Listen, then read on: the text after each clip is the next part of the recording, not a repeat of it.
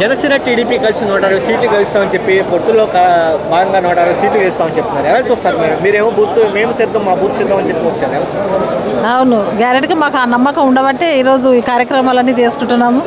చాలా పగడబందితో అంటే ఈరోజు ఎలక్షన్లు వచ్చాయని మేము ఏదో మాటలు మాట్లాడతలేము. ఫస్ట్ నుంచి కూడా మేము సిద్ధంగానే ఉన్నాము. ఫస్ట్ నుంచి కూడా మా ఐడియా కూడా 175 సార్ ఖచ్చితంగా కొట్టాలని ఆనాడు ఒక అవకాశం ఇవ్వమని చెప్పేసి మేమంతా అడగడము, మా నాయకుడు జగన్మోహన్ రెడ్డి గారు సీఎం గారు కూడా అప్పుడు అడగడం కాబట్టి ఇప్పుడు ప్రజలంతా కూడా ఒకసారి నమ్మకంతో గెలిపించారు. అది చేసి చూయించాం కాబట్టి రెండోసారి కూడా అన్ని చెప్పినట్లు కూడా రాష్ట్రంలో మరి ఏ రాష్ట్రంలోని విధంగా ఈరోజు ఆనాడైతే ఏదైతే చెప్పామో ఈరోజు చేసి చూపించిన ఘనత మాది, మా నాయకుడిదే. కాబట్టి ఈరోజు గర్వంగా ఈరోజు ప్రజల వద్దకు వెళ్తున్నాం. ప్రజలంతా కూడా అంతే ఒక మా పార్టీకే కాదు మేము చెప్పినవి వాళ్ళ ప్రతిపక్షాల వాళ్ళకు కూడా వామపక్షాలకు కూడా ఈరోజు మేము సంక్షేమ పథకాలు కానీ గ్రామాల్లో కానీ అభివృద్ధి చేసి చూపించాం. మళ్ళీ వాళ్ళ దగ్గరికి వెళ్ళాం. కాబట్టి ఈరోజు పగడ్బందీగా మేము ఖచ్చితంగా మేము న్యాయం చేసాం రాష్ట్రానికి. కాబట్టి మళ్ళీ అవకాశం ఇస్తే ఈసారి ఇంకా బాగా చేస్తామని చెప్పేసి కరోనా పరిస్థితిలో 2 years కరోనా పరిస్థితి ఉన్నా కూడా 3 సంవత్సరాలు మేము చాలా ఎక్కడ సమస్యలు అక్కడ అధిగమిస్తూ ముందుకెళ్ళాం.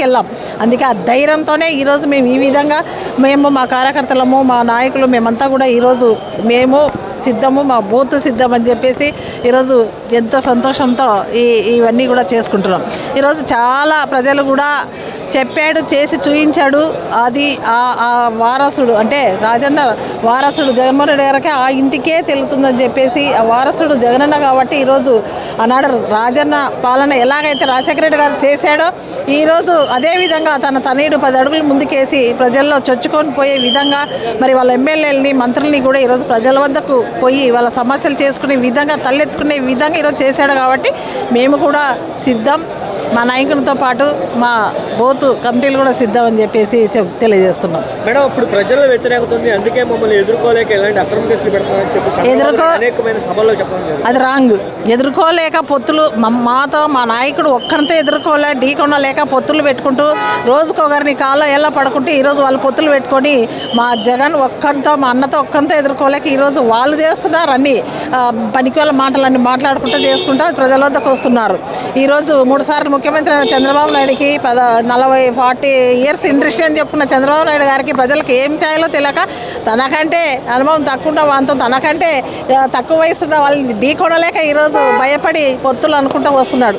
మేము భయపడలే కాబట్టి మా నాయకుడు భయపడలే కాబట్టి ఈరోజు ఒంటరిగానే వస్తాను. 2019లో ఒంటరిగా, 2014లో ఒంటరి, 2019లో ఒంటరి, 2024లో కూడా ఒంటరిగా వస్తాం. 175 ఖచ్చితంగా తీసుకొస్తామని మా నమ్మకం. అంటే ఇప్పుడు ఉద్యోగులకి ట్రాన్స్ఫర్లు ఉంటాయి కానీ ఎమ్మెల్యే కూడా ట్రాన్స్ఫర్ చేసే నాయకుడు ఈయనే ఉన్నాడు అని చెప్పి అంటున్నారు.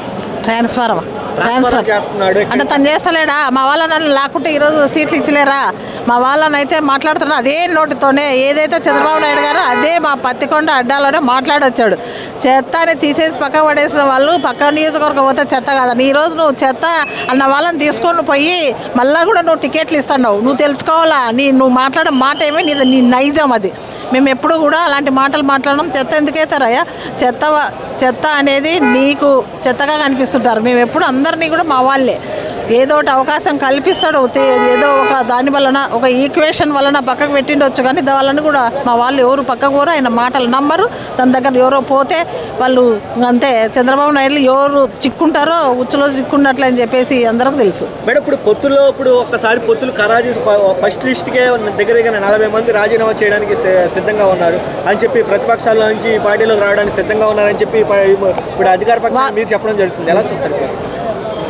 వాళ్ళు వాపును చూసి బల్బు అనుకుంటున్నారు. మా దగ్గర అలాంటి వాళ్ళు ఎవరు లేరు. ఎందుకంటే ఏదో అబద్ధాలు చెప్పి ప్రజల్లోకి రావాలి. వాళ్ళ నైజం కదా. ప్రతిసారి చంద్రబాబు నాయుడు గారు ప్రతి ఎలక్షన్ వచ్చినప్పుడల్లా అబద్ధాలు చెప్పడం, ప్రజల వద్దకు రావడం ఇది ఒక గుర్తింపు. లాస్ట్ 2019లో ఏం జరిగింది అబద్ధం ఆడింటే అది ఇప్పుడు 2024లో మరొకసారి రుజువు చేస్తారు ప్రజలు. ఓకే మేడం, ఫైనల్గా ఎలా ఉండబోతుంటారు మీ కాన్స్టిట్యున్సీలో? మా కాన్స్టిట్యున్సీలో చాలా పోయినసారి 45,000 మెజార్టీతో ఆ రోజు వైఎస్ఆర్సీపీ జెండా ఎగరేసాం. ఈరోజు అంతకంటే ఎక్కువ వైఎస్ఆర్సీపీ జెండా ఎగరేసడానికి మా ప్రజలు పత్తికొండ నియోజకవర్గ ప్రజలంతా సిద్ధంగా ఉన్నారు.